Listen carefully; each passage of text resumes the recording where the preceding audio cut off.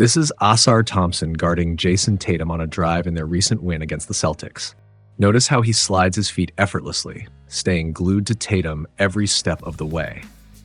Now, if you're thinking he's just staying close to contest the shot when Tatum rises up, think again. Instead, Ausar anticipates the drive and goes for the steal the moment Tatum tries to continue toward the basket.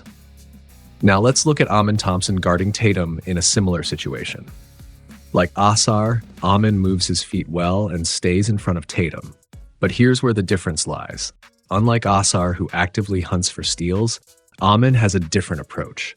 Even when Tatum picks up his dribble, presenting a perfect chance to swipe at the ball, Amen stays disciplined. He chooses not to gamble, but rather to position himself for a strong contest when Tatum releases his shot.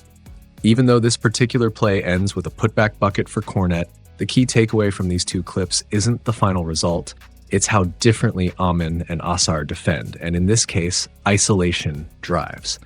These aren't just isolated examples cherry-picked to prove a point.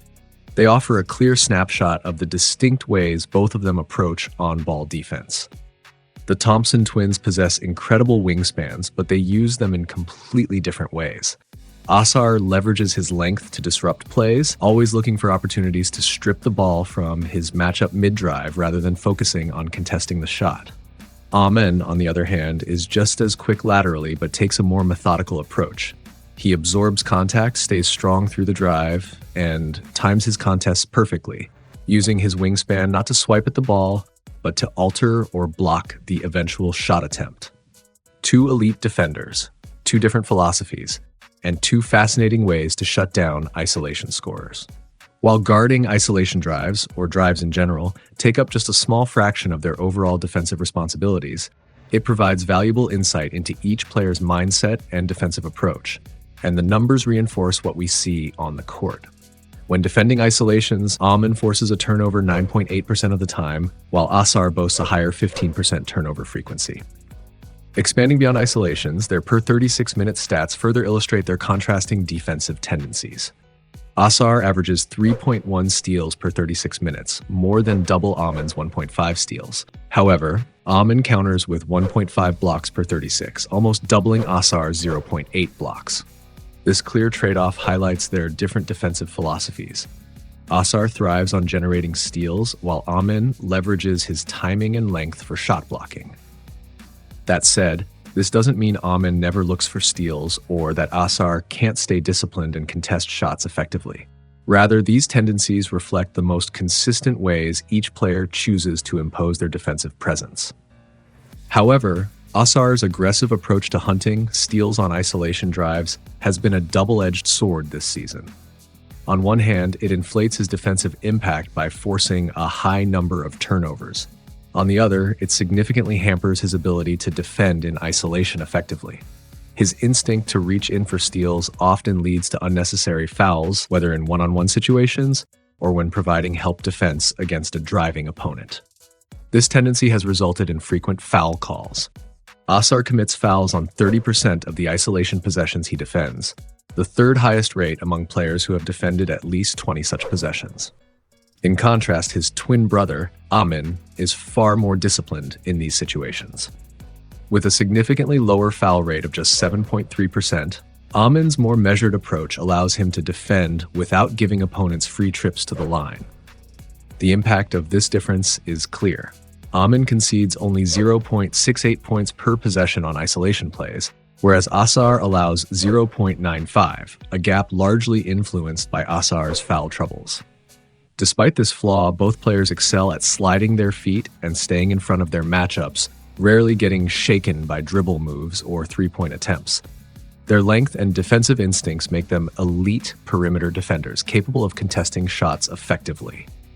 If Ausar can refine his approach, picking his spots more wisely instead of overcommitting to steals, he has the potential to become an even better isolation defender.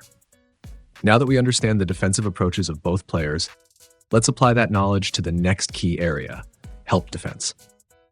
Both players are willing to leave their primary assignment to provide help, but they do so strategically, ensuring they don't compromise their team's defensive structure by triggering unnecessary rotations.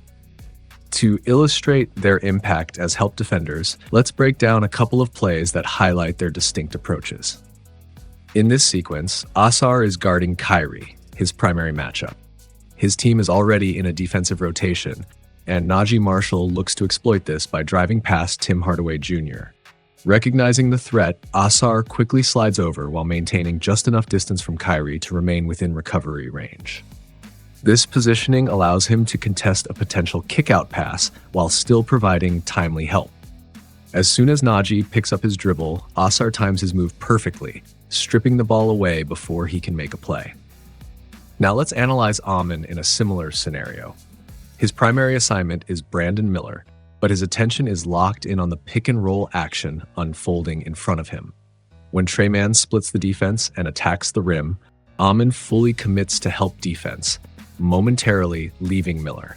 As Treyman picks up his dribble, Amen has an opportunity here to go for the strip steal, but instead of reaching in, Amen remains patient, anticipating the shot attempt, and using his impressive wingspan, he times his block perfectly, shutting down Man's attempt at the rim. Once again, we see a similar scenario where both defenders are in help position, both near the ball handler. But as soon as the attacker picks up their dribble, the two defenders take different approaches, showcasing contrasting philosophies in help defense. Both Amen and Ausar excel at what they do, each with their own distinct approach. What makes them so intriguing is how their defensive instincts shape their decision-making in different situations. Amen thrives on the element of surprise, lurking on the blind side of a driving player before swooping in for a block, with his presence undetected until the very last moment.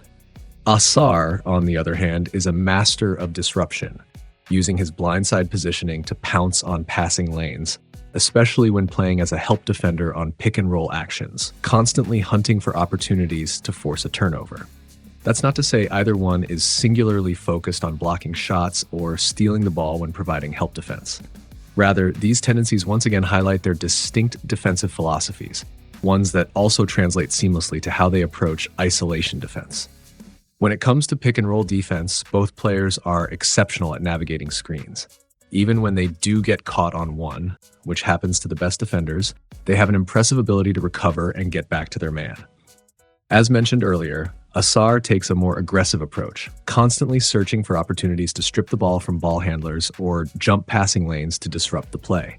His instinctive, high-energy style makes him a constant threat to turn defense into instant offense.